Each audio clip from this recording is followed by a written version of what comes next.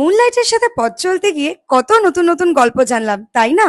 কারো প্রথম ভাত খাওয়া, কারো বেড়ে ওঠা, কারো আবার নতুন পথ চলা। তবে আজকের গল্পটা 25 বছর একসাথে ভালো থাকার। ভালো থাকার কথা বললে ভালো খাবারের কথাও তো বলতে হয়। তাই শুরু করলাম মুনলাইটের স্পেশাল মকটেল দিয়ে।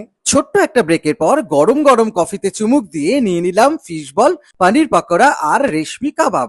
মন ভরে স্টার্টার তো হলো, এবার তো মেইন কোর্সের পালা। চলো তোমাদের বলি, মিস্টার এন্ড মিসেস আলামের 25 বছরের অ্যানিভার্সারিতে মুনলাইট মেইন কোর্সে কি কি আয়োজন করলো। শুরুতেই একদম বাঙালিয়ানার ছোঁয়া, পিস কাচুরি, আলুর দম, ছোলার ডাল আর ফিশ ফ্রাই। না, এবার আর ফিশ ফ্রাই এর কথা বলবো না।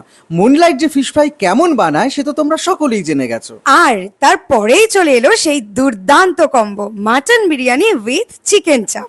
আহা, সেই স্বাদ এমন যেন এখনো ফিরে ফিরে আসছে। এবার চলে আসি ডেজার্টে, চাটনি, পাঁপড় আর মিষ্টি মুখে গোলাপ জামুনের সাথে রাবড়ি দিয়ে মালপোয়া।